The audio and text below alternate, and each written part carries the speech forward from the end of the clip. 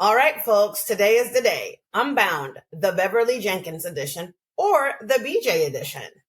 Oh, I just got a call from HR. Turns out we cannot say that. This is not the BJ edition. Right. Sorry. Welcome to Unbound, the podcast that explores the intersection of pop culture and the steamy world of romance literature. Join us as we celebrate the voices and stories often left in the shadows and unravel the threads of joy, passion, and heartache that keep us all coming back to the page and the screen. Hey, y'all. Welcome to Unbound.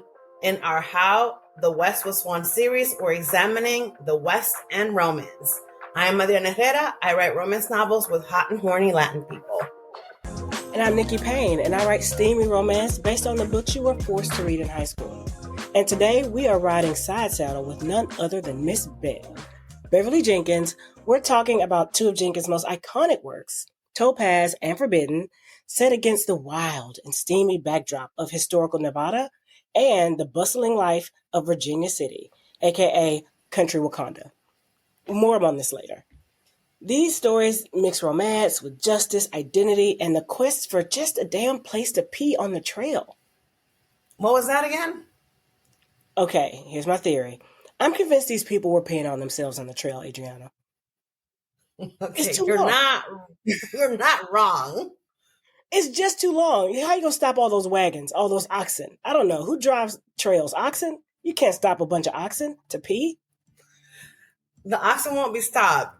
So let's settle up and start this journey with Act 1, where we set the scene in Jenkins' vividly drawn worlds, from the bustling streets of Chicago to the dusty roads leading to Oklahoma. Jenkins' characters trek a journey to Black safety, each with a purpose and a story that demands to be told. I have a theory for the Jenkins verse, and it's Wakanda, but with boots and spurs. Tell me more, please. Okay, hear me out. Okay, let's talk about it. So this may not be connected, but just let me cook, okay? Loitering laws. They have a long and contentious history in the United States. So when you loiter, you're like hanging out in places that you shouldn't be. And loitering laws in the U.S. date back to an era following the Civil War. This is called Reconstruction. So during Reconstruction, many Southern states enacted Black codes, laws that restricted the freedoms of newly freed African Americans. Loitering laws were part of these codes. They were ostensibly designed to maintain public order, but were actually used to control and limit the movement of Black folk. These laws made it illegal for individuals to appear in public places without a clear purpose.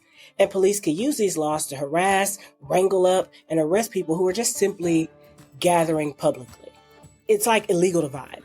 So in a Beverly Jenkins book, where, for instance, the heroine in Forbidden immediately joins a group of Black folks who are organizing to further the cause of the race, even pushing Black men to run for office, she is subverting these white supremacist laws.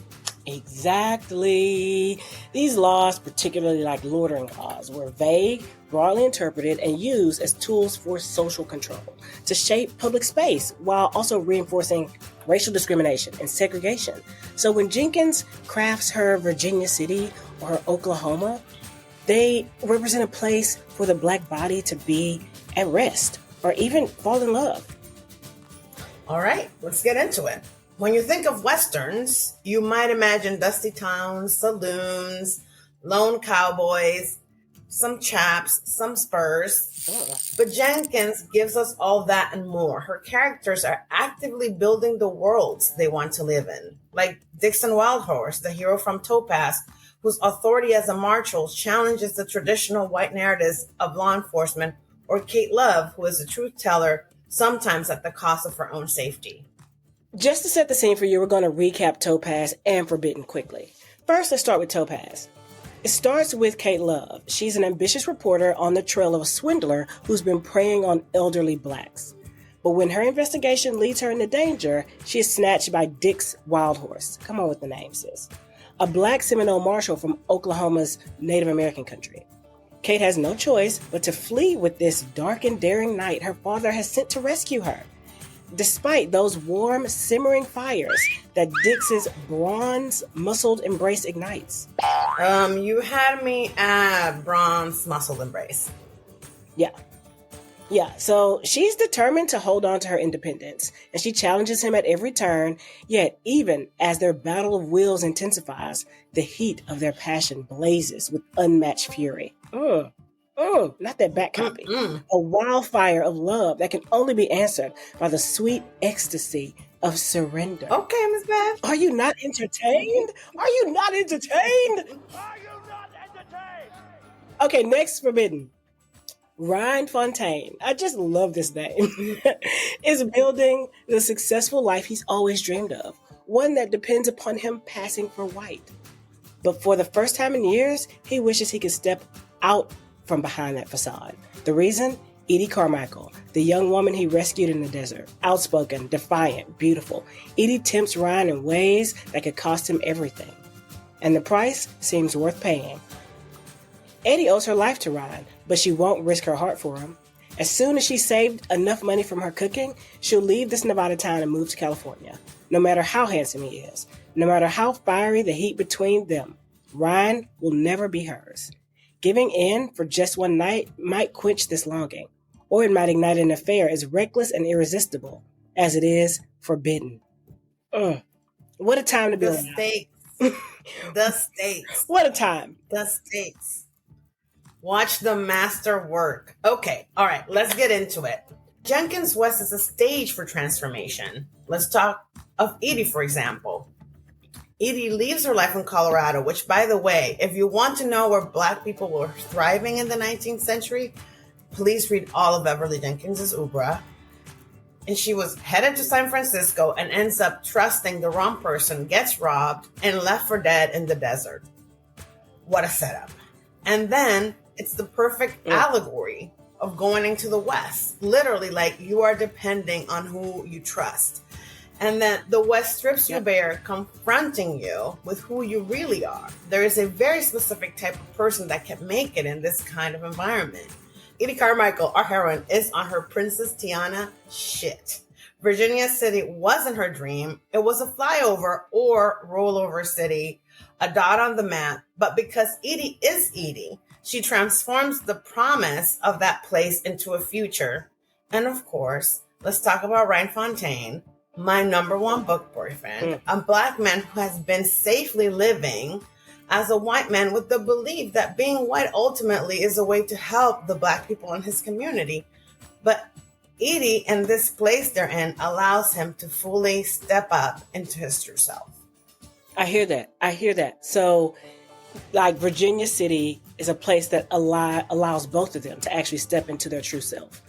But this trail is definitely testing Kate and Topaz. So, like we said again, Topaz starts in the big city with a fake marriage, a swindle in Chicago. The setup is so good, it could have stayed in Chicago. He drags her from the wedding. There's a short stay in a brothel for some reason. And Kate was from the city, and she's always seeking truth. And she was tough, and like she knew that about herself. But there's a sense of like being tested physically, right? The trail made Kate see what she was truly made of. In all those instances where she felt like she couldn't go another day, she thought about those women on the trail. She thought about what she and Dixon had to do. And she found more community on that trail with the women that she had in Chicago.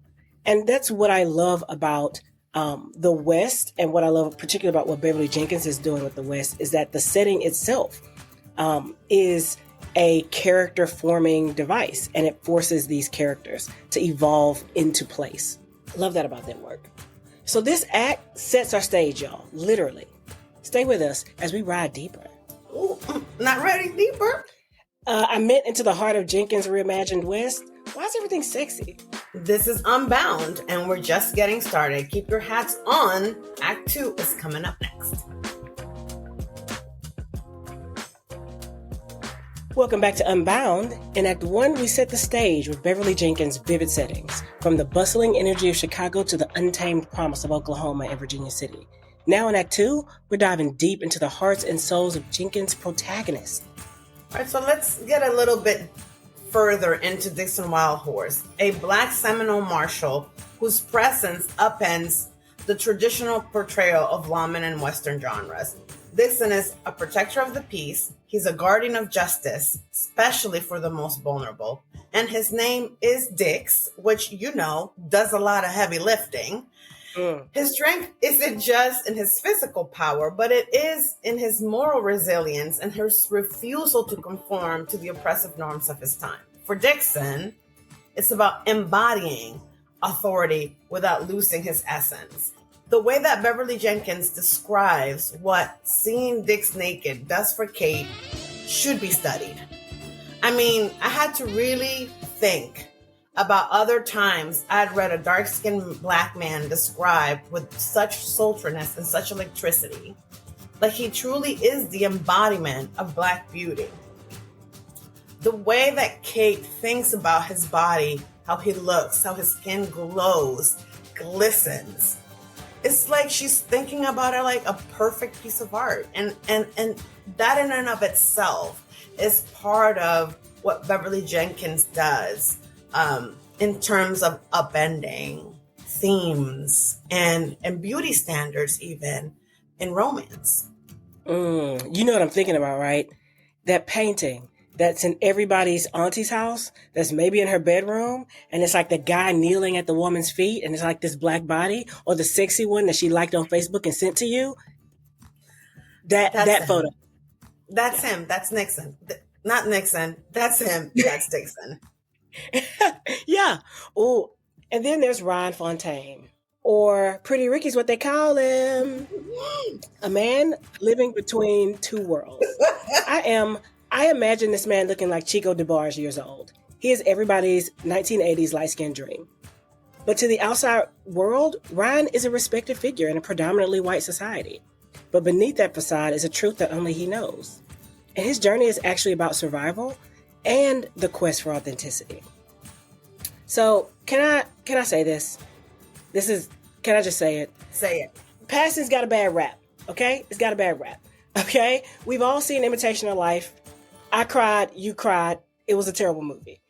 But in a world where your humanity, your quality of life, your freedom is determined by something so arbitrary as the looseness of your curl pattern or the cut of your nose, how many of us would slip and go into the front of a store or make such similar choices if we had the opportunity to suddenly be treated like a human? Who wouldn't jump to take it? I don't know. I think we should be easy on those folks who chose humanity. It's a hard decision, but the times were terrible and the stakes were so high. And that's what I love about Ryan's story, is that he challenges us to consider what it actually means to live a lie in pursuit of peace, and whether true power can ever come from denial of self. And craft-wise, because this is a romance novel, giving him the choice to pass and giving us the context and the stakes that were there for him really does make an important difference in terms of his arc. Ryan was using his power as a white man to do things for his community. So Beverly Jenkins really does a masterful job of showing the tremendous stakes of passing at a time like Reconstruction, when having a white man of influence on our side could have made a world of difference. And that's the choice Ryan is faced with for Edie. It's true. Tough choices. Speaking of Edie, we cannot forget about our girls.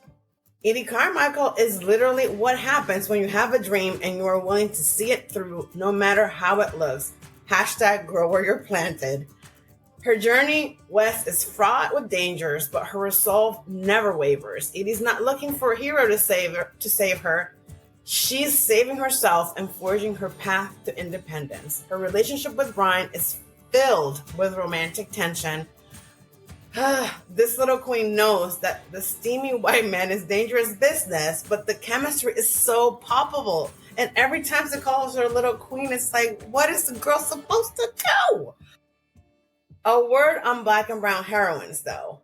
It is such a difficult balance act because we want softness, but we are also in a world that requires tenaciousness and fortitude. And that's where Jenkins' heroes really excel. because that they instinctively want to make the world softer for their women. They are the perfect lovers for a Black woman. From Ryan wanting her in beautiful dresses to Dix making sure he gets a decadent bath and everything that she needs once they arrive home in Oklahoma. These men are the blueprint for the perfect lover for a woman who is living in the world in a Black body. And as I said before, let's get into Kate. This is Kate from Topaz. She's a newspaper reporter, and she's currently, when we meet Kate, she's deep undercover, right? She's working on a story about a corrupt swindler. But she gets real very quick. Her cover is blown, and she's held prisoner by Rupert Samuel. There's never a good Rupert. I don't know how you can make Rupert sound like a hero. What I love about Kate is that she's not going to just lay down and let the West consume her. See our earlier theory about the West being a vagina. She's going to get all in there, right? Massage, change, and ultimately become a force that reshapes it. For example, when they're riding in that wagon, there's a wagon full of women that they are taking to safety. When those women decide not to give up any coochie until things start looking better for them, until they start getting their rights, this is Kate and the women shaping the West and defining how they want to be in this world, even as they are allowing themselves to be reinvented. It is Renaissance, but also they are renaissancing, okay? Not that noun and verb. Not the Renaissance. You're about to get sued. I challenge any sentient human being to sit with a straight face when Nikki Payne says the word coochie and you're looking at her, okay? Like, I am doing, this is hard work, folks. So, yeah, I mean, come on. Jenkins' characters have it all. Grit, courage, big digs, and the audacity. They navigate a landscape that's traditionally been hostile to their very existence. Through these characters, Jenkins reclaims peace and autonomy, presenting a world where Black men and women are not just surviving, but thriving. Right on, right on. So we're wrapping up this act. But let's remember, Jenkins' characters aren't like fighting the elements or just the unknown. I think what makes this story and her stories Black is that these characters are pressing against the constraints of history in a world that wants them gone, eradicated, particularly in post-Reconstruction era. And through all of that, they find love and even a deeper sense of self. Stick with us as we ride into Act 3. We'll explore Jenkins' broader implications for our understanding of history, race, and the enduring legacy of the Western genre. This is Unbound. Don't go nowhere.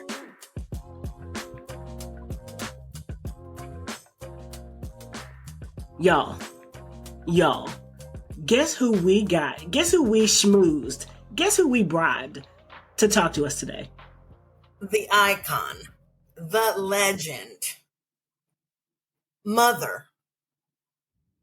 Your mother, my mother, mother of us all. Mother of dragons. The one and only Beverly Jenkins is here to speak with us today about two of her historical romance masterpieces, Topaz and Forbidden. Now, before we start, we have to give Mother a bio moment. So let me just quickly read her bio. Beverly Jenkins is a USA Today bestselling author and nation's premier writer of African American historical fiction, according to the African American Book Club. She specializes in 19th century African American life and has over 60 published novels to date. She has received numerous awards, including the RWA Nora Roberts Lifetime Achievement Award, and has been nominated for the NAACP Image Award. She is an institution, inimitable, our absolute favorite. Beverly Jenkins. Really came from a fan letter, because back then it was before email, and a sister, and I don't remember who she was. I still got all my fan letters in the basement in a box. She said, "Miss Bev, you did it must be book 4. She said, you did 3 serious books. You did Night Song, and you did Vivid, and you did Indigo. She said, can you write a comedy? And I was like, and even when your publishers ask you stuff, can you write? You never say no. So if your publisher ever asks if you can write whatever, always say yes. Even if you don't have nothing in the drawer, say yes. So I was like, okay. And, and I grew up at a time, in the 60s when everything on TV was basically black and white, and everything black and white was a Western. Yeah. John Wayne, I tell this story about my grandfather. I probably have seen every John Wayne movie ever made because he was such a big, I don't know if he was a John Wayne fan or if he was just a Western fan. But when you went to see my grandmother, you didn't get to control, well, you were the remote, but you didn't get to control the channels. You change that to channel 7. You yes. were the remote, and you didn't get to pick. And so when we wanted to stay up late, we went to visit her because she didn't live too far from us.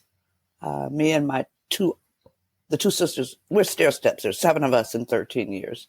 So it's me and my 2 sisters are the top 3. So when we went to see Grandma, we want to stay up late, you had to watch John Wayne. So, and he would sometimes say, that's the story of a black man. And we would be like, tell me what you mean. Okay, the movie, he would say that some of the incidences were based on, black historical figures. Because part of his people were from Texas. And one in particular, The Searchers. And it's about I think it's a young woman or a young kid. It's been a long time. A young woman gets kidnapped. Yeah, get kidnapped. And John Wayne plays, I don't remember, plays the person who's the scout who's looking, leading the party. Well, that man, now come to find out, was a black man. You can look it up. So I didn't know all of this till later. And I started doing the research for my stuff. And I was like, damn, if Granddaddy wasn't right. In one of the John Wayne movies, Jim Beckworth, who Beckworth Pass is named after in Colorado or California, one of them sea states. I'm old. This is going to be my excuse. Big time frontier guy. Like I said, Beckworth Pass is named after him. He was a scout. He claimed to be a Native American chief. In the John Wayne movie, he was a red-haired Irishman.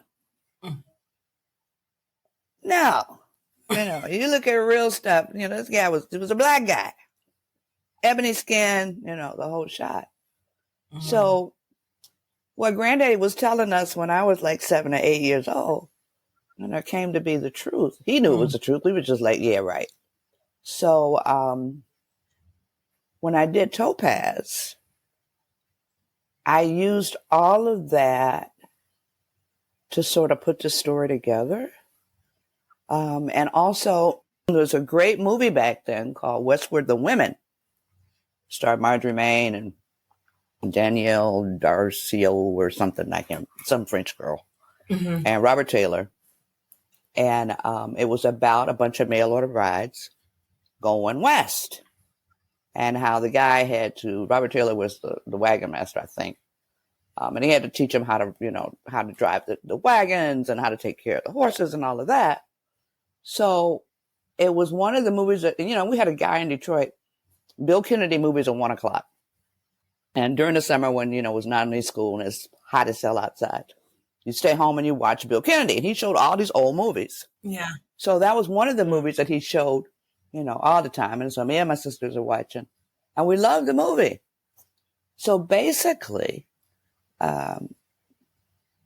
Topaz is based on that. Now, there was no Dixon Wild Horse. It was just Robert Taylor. But the feel and the the theme and all of that of the story is sort of based on that. And I don't know how well the story holds up these days. It's been, 40 years since I've seen it. Yeah. But yeah, What's with the Women? So put all of that together. And I'm a pantser. So organically, you let the characters and the story sort of guide you. And next thing we know, and then, the Pointer Sisters, slow hand. So, then you had Dixon Wild Horse, and I'm all about the history. And I think that was my first deep dive into the Black Seminoles, too. Mm-hmm. Mm-hmm. So, and I try not to, beat you over the head with it and let my characters give them that background so that, you know what's going on, but it's not a info dump. So I gave him that Black Seminole history so I could do that history. And Kate is sort of based on some things with Mary Ann Shadd, who was an abolitionist, during the abolition era. And she was the first woman of color on the North America to have a newspaper. Hmm. And there's an incident with Kate where she has to sign her name as a man. And that actually happened with Mary Ann Shadd because she didn't think that, the men of the movement would respect her or, acknowledge her power and all that. And of course, when they found out, they did. I treated her really bad. So a lot of stuff went into that. And then out came that story. Her dad. I was going to ask about her dad because he's definitely one of the comedic. Really, right. Well, he's based on Ben Hodges. Ben Hodges was a con man, and the whole incident with him selling Dix's cows. Yeah. Ben Hodges actually did that to some greenhorn from Europe, because back then you had a lot of the peerage were coming over and buying ranches and all of that. And they, and the story goes that if Ben said it was raining, you better get up and go out, and go to the window and look. And they buried him in Boot Hill, they said, so that all the gunfighters could keep an eye on him. So all of this, just from reading the history and stuff. None of these are in the movies, but just from reading the history. So, and I use mostly Archie Burton's Red, Black, and Deadly.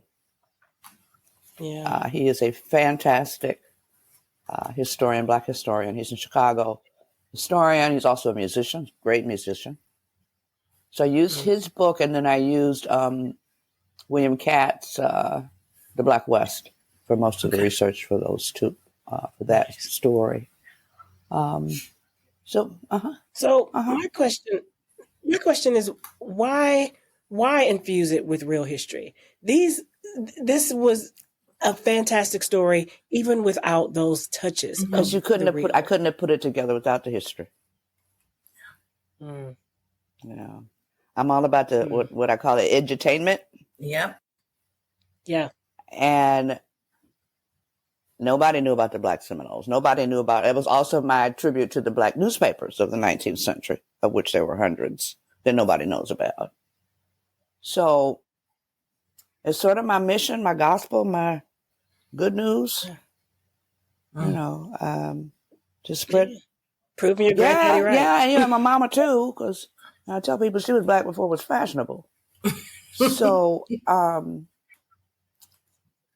tell me what that means. Before my mama, in the 50s and the 60s, you had this big upsurge of being Black, with the civil rights movement and all that. Mm-hmm.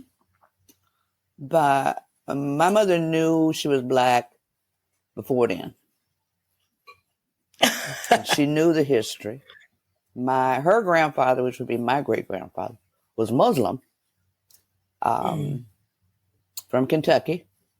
Is what they called it. They didn't call them Muslims back then. They called them Mohammedans back then. Wow. And Wow. he had lived in Nepal. He lived in Pakistan. As a regular black man, not a black Muslim, because there Wow. were no black Muslims back then. Everybody was Muslim, just like they're supposed to be. But he lived in Pakistan. He lived in Nepal. He did his Hajj in Medina. He did his Hajj at Mecca. And I remember I was in college, and Mama had his letters. And Mama was probably the only, I guess you weren't supposed to have women in your quarters. And he lived upstairs in my grandmother's house. And my mom, he would let her come up, and they would, would talk and stuff. And she got his Quran after he died and all that. But what was I going to say? Oh, she got his letters. And I was in college, and she said, well, I got Papa's letters. We called him Papa. And I said, well, can I have them? And she said, yeah, sure, come get them. And I'm looking for, insight and, stuff and, and all of that, right? And they got these great stamps on them, from Nepal and all that. Every letter said, send me my pension check.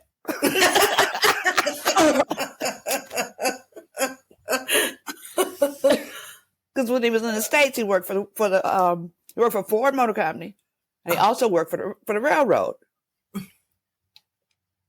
So, no deep insight, just send me my damn money. That's it. So, I still have those letters too in my basement somewhere. So, but yeah, that's what I meant by and she collected. Do you know what the Black Book is that Toni Morrison published in the 70s? It's like a scrapbook of everything that was. I mean, it's got old stuff. It's got patents. My mama collected that kind of stuff from Black people, and she had it for a long time. And then she came home one day, and Daddy had burned it up. Yeah. Wow. Because he said, hey, we needed it to stay warm. And she was like, oh, no, you didn't. Because 7 kids, you got more mouths and you got more bills and you got money. Yeah. But I wish, and and I saw it a couple times when I was little. I mean, it was handbills from shows with Billy Eckstein and all the Harlem greats and all of that. But, and she always told us, don't let these people tell you are not worthy. All y'all gonna grow up and be somebody, and basically, I mean, we didn't be nobody but ourselves. We knew our worth and our value. So you had this mother who was this just collector of the Black experience. This father who had seen the world outside of Detroit. This granddaddy who told the truth and saw the truth. There was no other thing for you to be but an amazing story. Archiving. Archiving. So, and I archive it, I guess, through my stories. Yes. Never thought about it like that. Absolutely. Thank you, Nikki. I'm here all day. There you go. I love that. Yeah. But and she would talk about, and I've told this story too before. She would talk about going to the Detroit Public Library because she went to Miller, which was the Black high school in Detroit. And in Detroit, you could use the library if you were Black, but you couldn't take the books home.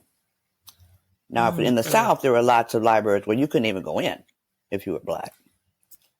So she said she'd go to the library on a Saturday and she'd be there for hours, just sitting and reading. And you had to ask for the Black books because they were not shelved in with the regular collection. They were behind the desk, and you had to ask for them.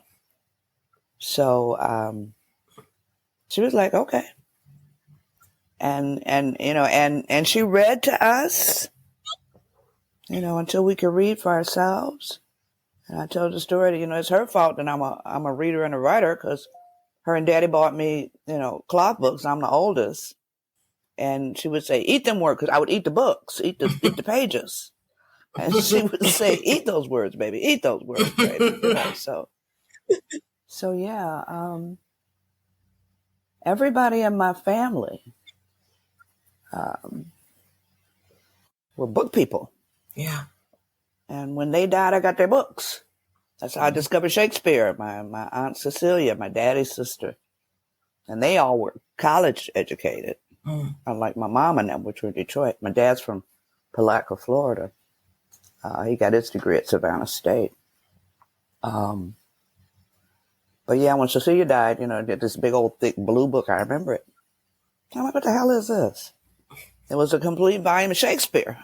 I was 12. So Wow.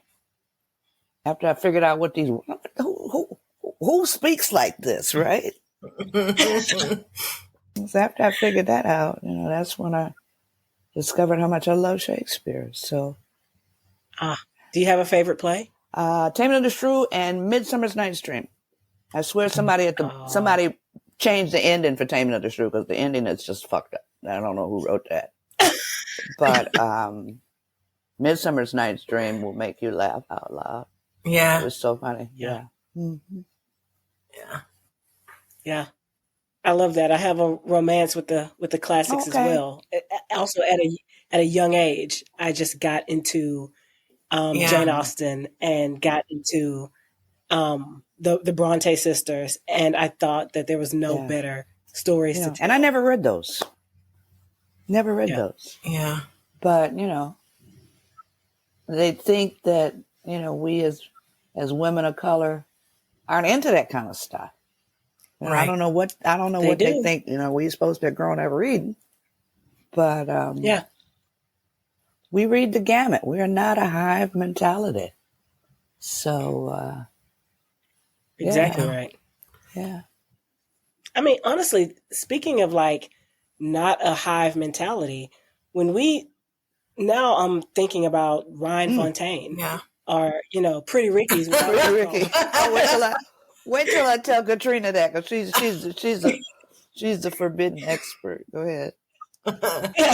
Yeah. When we think about someone who is going about what he thinks is a good cause, using these, ways and means that people would not normally today see as good. Like you think of books like Nella Larson or any of these books about passing, those individuals are imitation of life, right? Those individuals are seen as tragic, right? Or as individuals only bound to, their own death. They always killed themselves or injured themselves.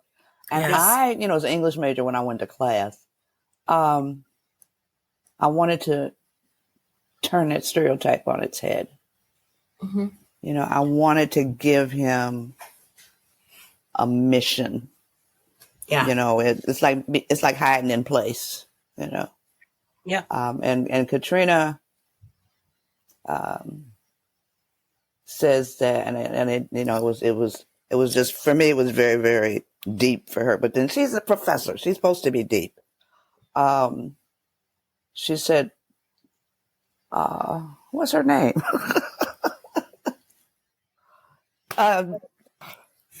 Edie? Edie, yes. Lord have mercy. Edie let Ryan come home to his blackness. Yeah. And I thought that was just the most profound thing I have ever heard. Because, that was, I didn't think about it that way. But it is. She let him come home to his blackness. Yeah. But she was like, no, get away from me. So. Yeah.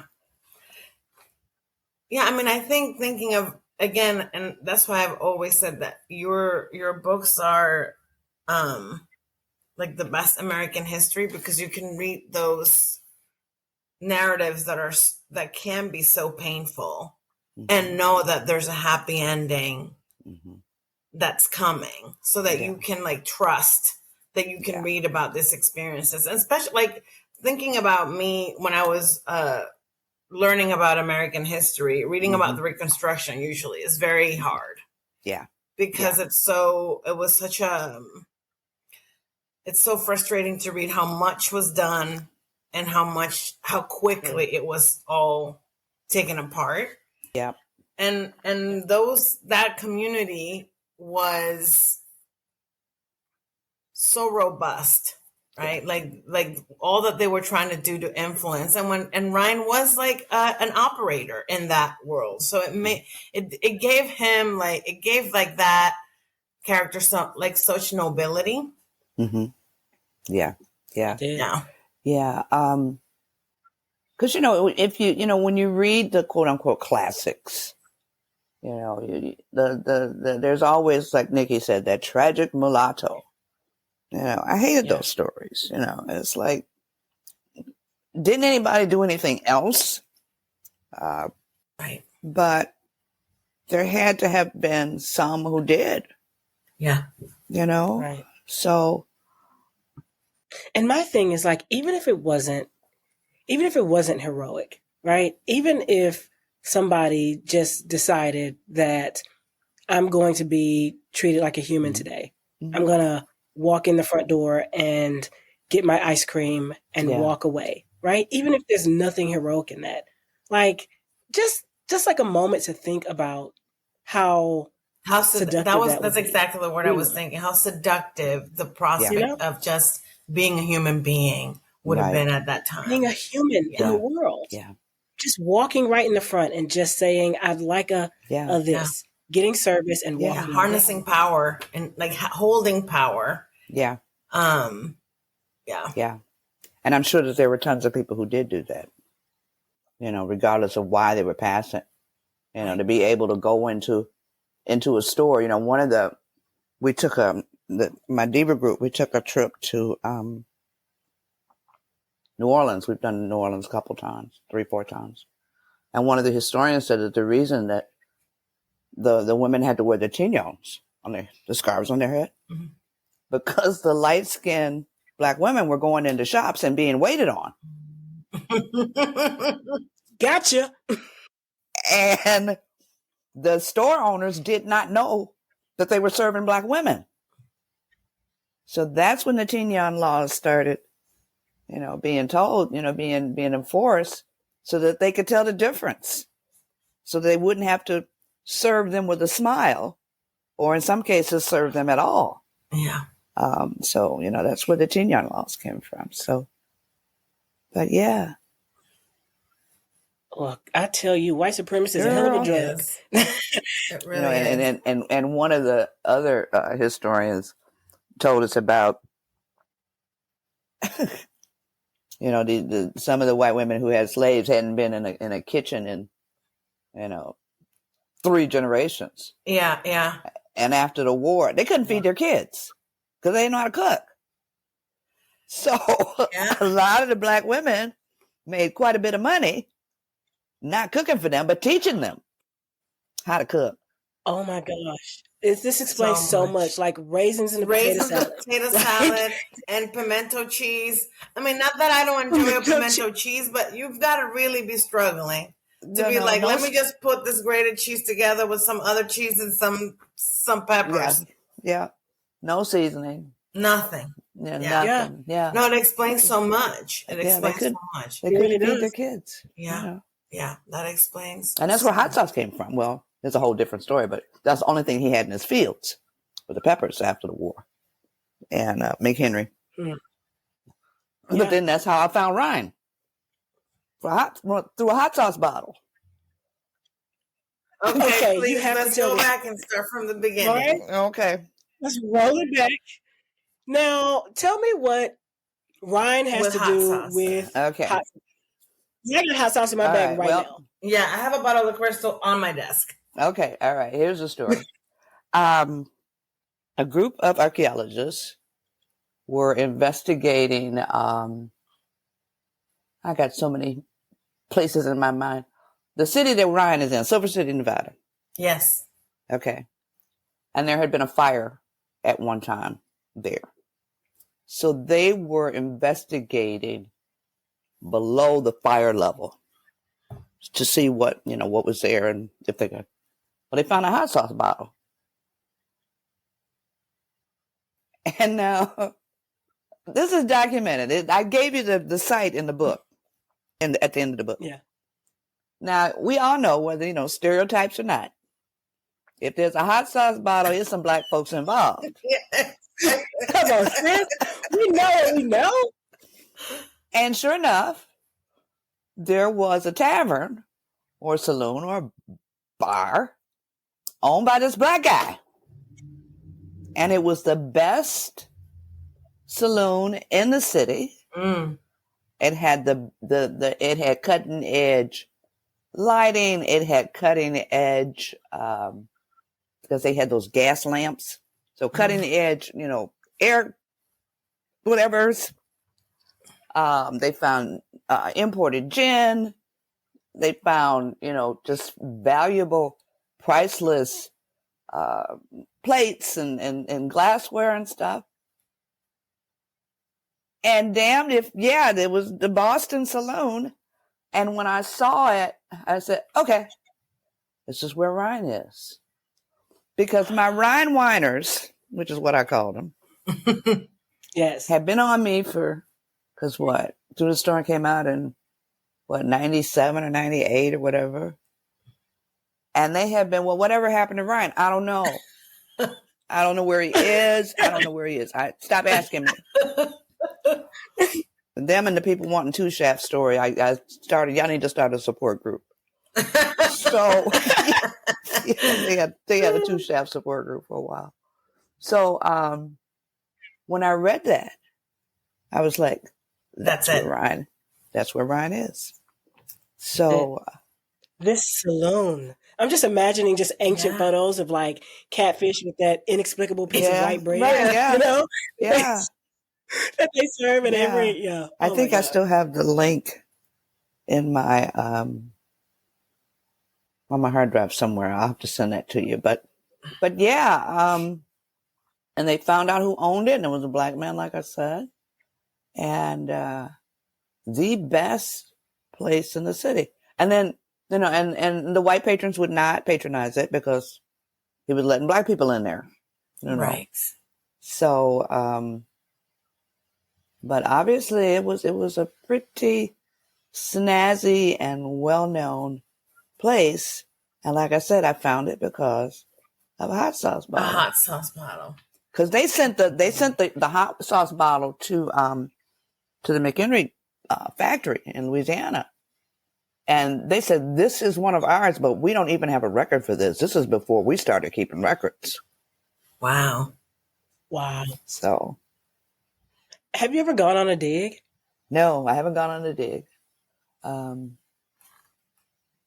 gone on one dig and we found nothing but weird shards that, if I found a hot sauce bottle, I would literally retire. I'm like, well, I did it. Yeah, I know.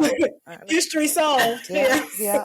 Yes, we've reached the beginning. Like this is where it all started. This is where it all began, right here. The Big Bang itself. This is my Big Bang. Yeah, I love it. So Ms. Beck, that's the house. We wanted to ask you too, because so much of your work is the West, right? And you've given us so many interesting, heroines, of course, but the hero too, right? And we've talked about the Western.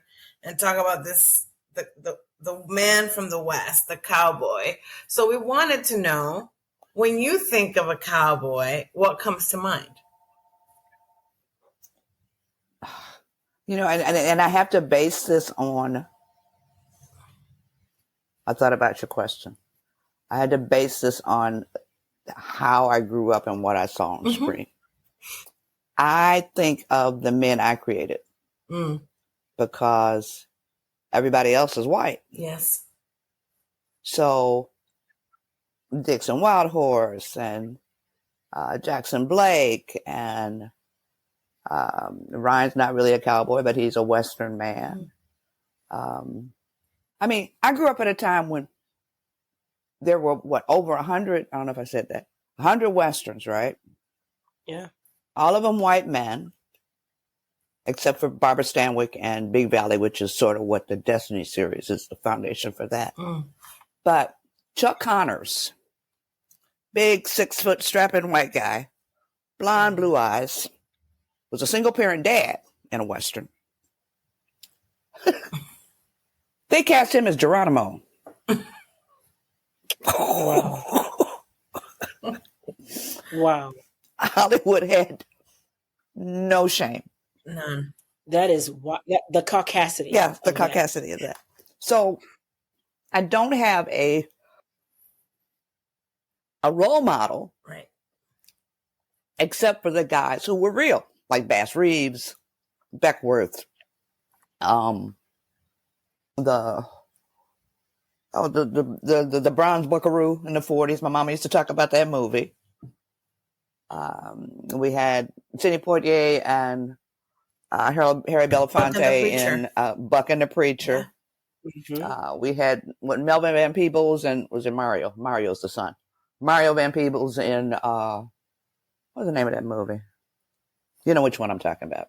That one. That one. But so far as real kinds of, you can count them on one hand. So when I think of cowboys, I think about mine. I think about the ones, the actual ones who were in places like Texas, who were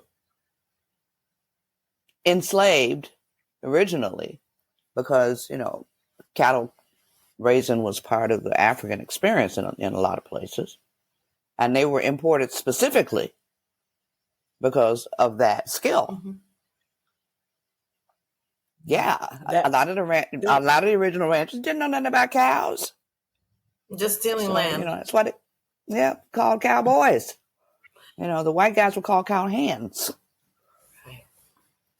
So it's a complicated history here, but our roots are deep and wide and strong. Yeah. And That's so beautiful. versatile. Oh yeah. Yeah. Oh yeah. It really is. Yeah. I mean, we taught them cows. We taught them how to grow rice. We taught them how to plant indigo. We taught them the intricacies of inoculation. Yeah. So. And metallurgy as well. Yeah. Oh yeah. Look at New Orleans. Right. Look at New Orleans. Exactly. Right. Yeah. Exactly. Yeah. This is apropos of nothing, and you don't actually have to have a POV. Okay. But Beyonce has a country album. Yeah. What are your thoughts? I put up Tame and Jesse Rose. I said, if you need a soundtrack or a book to go with the soundtrack, Cowboy Carter, here's a book for you. It's a rootin' tootin' black western. Yes, it is. Everything is a marketing moment. So we're celebrating the 25th anniversary of Jesse Rose at the pajama party this year in October. Okay. And so we're having a Western theme, and we're having the Jesse Rose Ball on Saturday night. So it'll be boots and gowns and boots and hats. And I had originally told Elle, I said, we will not be playing, this was before Beyonce's. I said, we will not be playing country music. Well, I think we will be. I think we will be playing Beyonce at the Jesse Rose Ball. So that's going to be amazing. Yeah, we're going to have a good time. So, and other people are saying that she, doesn't know anything about it. She grew up in Houston. Exactly. Of course she knows what, they got their own culture down there. So I grew up from in Houston, and rodeo culture. Yeah. Rodeo culture was just, it took over the entire city. Yeah. It was, you could just pull up to a gas station and someone in a horse would be just like also stopping to get their 7-Eleven Slurpee. It's just, it's that type of city. Yeah. Yeah. I'm not even from Houston, and I know that that's where artists get started. That's where you play your gigs and at the rodeo. Yeah. Yep. Yeah. Yeah. Yeah. So she's doing well. She really is. So let's Miss talk about May. mustaches, because they're back in, and we feel like you're somehow responsible for it. Well, I think it's really, who was it that brought it up first online? Oh, I don't know her real name. B in her books. She's a librarian. Yeah. I think she started the conversation, I think. And then I told them that, growing up in the 60s, you can ask your moms or your grandmas or your aunties or whatever. Women my age, we were in the, teens and 20s. You did not trust a black man without a mustache. This is real. If he had a hairless lip. You were like, ew. So if you look back at the pictures and in the movies and the blaxploitation movies and all that, everybody had a mustache because you did not hook up, mess with a man with a naked lip, with a naked lip. I mean, and all the boys growing up, that was their, I can grow a mustache. That was their rite of passage, was to be able to grow a mustache. Yeah. So, yeah. And now, men out here just trying to get a beard. Exactly. Yeah. I think my trauma comes from my dad had a mustache and he was very proud of that mustache. It was a very full mustache and he didn't have a lot of hair up top, but that mustache was pristine. Yeah. I mean, and that's all the cultures of color. Yeah. The men had mustaches. So, my thing is, I just associate mustaches. Like, for some reason, you can't have both a mustache and a shirt on. It's literally either or. Like, when you think of like Tom Selleck, like when he had that mustache on, that shirt was a deep V, baby. Yeah. You could see the navel. Like, it was giving, it's either or. Yeah. You Well, when you're 14 and in the 9th grade, you got your shirt on. Yeah. So you in school. Or polyester. Like, it's a very polyester forward look. Right. Very polyester. Yeah.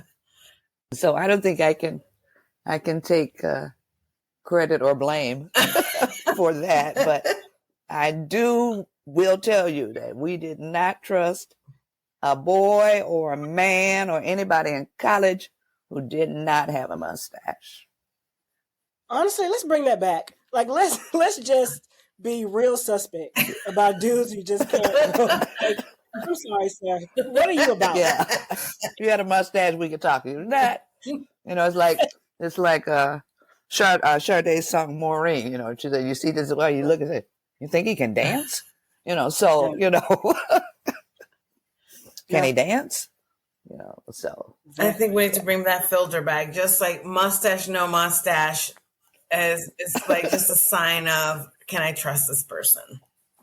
Yeah, there you Can go. I trust him with my heart? There you go. Or anything else, It's like, we'll see. Stay tuned, boys. Stay tuned. Well, Ms. Bev, thank you so much for just gifting us, blessing us with this amazing conversation. It's made my sense of somehow, I don't know how many times I've read Forbidden and Topaz. It's many. And every time I talk to you or hear you talking about those books, I learn something new and it makes the books even richer for me. So thank you. We appreciate you so much. Well, thank you for having me. Much success with this podcast. And, have me back whenever you need to laugh. I'm always available. We're gonna. If you're looking for an extra gig, if you're no Missy, we'll just have you every time. Honestly, people be like, "Oh, she on again." No, we ain't listening to them. No, we love it. This is the fantastic Kiki. Yes, it was. So, but I will look forward to seeing you all in August at LustyCon. Yes. I love it. All right. Have a great evening. Thank you so much. Okay. All right. Love you. Love you, Miss Bev.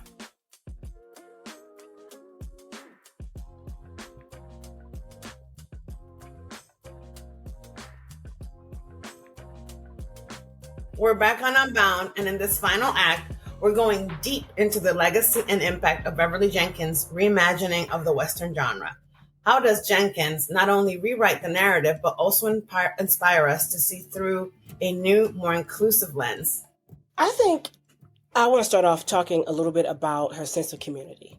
So, through her novels, Jenkins presents a West that's different from the one traditionally portrayed in mainstream media. It's a genre that largely celebrates rugged individualism. You think of Clint Eastwood or John Wayne. These are all people who are set out on their own. You can call me a dirty son of a bitch, but if you ever call me daddy again, I'll finish this fight. But Jenkins emphasizes community, collective struggle, and mutual support. Her characters often find strength not in isolation, not in hiding behind a rock while other people shoot out at them by themselves, and they shoot out 50 people and it's just them. But they find strength in their connection to other people. It's not this West of Lone Rangers and, again, these big saloon shootouts, but there's such a huge focus on community in her novels.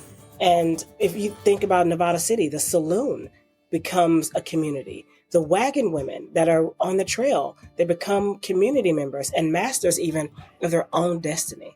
Okay, but also in Beverly Jenkins's books, the struggle for justice is really a central part of the storytelling. Even in Topaz, anytime Dix is enforcing the law or going in to be the person that enacts justice, he is doing it to protect the vulnerable. So just on the face of it, justice looks very different in Jenkins West than in our traditional Western story, because it really isn't about bringing law and order to the town. It is really about protecting the vulnerable. It's about safety, not about control, and seeking safety as justice really is a theme in her work. Jenkins' work also invites us to reflect on the concept of Black safety and what it means to find a haven in a world that often feels hostile. It's part of what we were talking about in our initial episode about Buck and the Preacher. Her characters' journeys westward are not just physical movement, but quests for places where characters can express their identities fully and freely. Jenkins not only enriches the genre, but also corrects historical oversight, celebrating diverse contributions to what we understand as the American frontier. Right. We didn't talk about that a lot, but a lot of the points of reference in Beverly Jenkins' book are real history, right? And so this is, Adriana, let me play devil's advocate. So what that they're real history? So what that there are Black lawmen in Black cities, right? What does it mean for us today, right? We still don't have all of our rights, right? I still can't breathe. Why does this matter? Why is it even important that we revisit these narratives? I mean, for one, what you just mentioned, right? I have always said that one of my biggest teachers of American life, African American life, is Beverly Jenkins, because I was able to read about real African American history, knowing there would be a happy ending, and that romance as a genre is at its essence aspirational. It's the genre of hope. For Black and Brown people, an HEA is never individualistic. We thrive if the collective thrives. And these stories, our stories, can just be about joy. It can be about love. It can be us building worlds that keep us emotionally and physically safe. It's Wakanda with boots and spurs. As we close this episode, let's take a moment to just appreciate the trails that Beverly Jenkins displays. She shows us that the heroes of the West were as diverse as America itself, and that their stories are real, important, and powerful. Thank you for joining us on this journey through Beverly Jenkins' work, and sometimes, to find the truth, we need to read with love. Coming up, we're diving into a special interstitial by none other than Netflix Bridgerton's Queen Charlotte. And hold on to your hats, because we've also got an episode coming up that asks the provocative question, is romance political? We'll unpack the power dynamics, the societal shifts, and yes, all the bullshit. It's about to get real, folks. Thank you for tuning in today. If you love what you heard, don't forget to subscribe, leave us a review, and share this podcast with your friends. Your support helps us keep bringing these stories to life, and trust me, there's plenty of more where that came from. Find us all on major podcast platforms and follow us on TikTok, YouTube, and Instagram for updates and behind-the-scenes content. Until next time, keep your hearts unbound.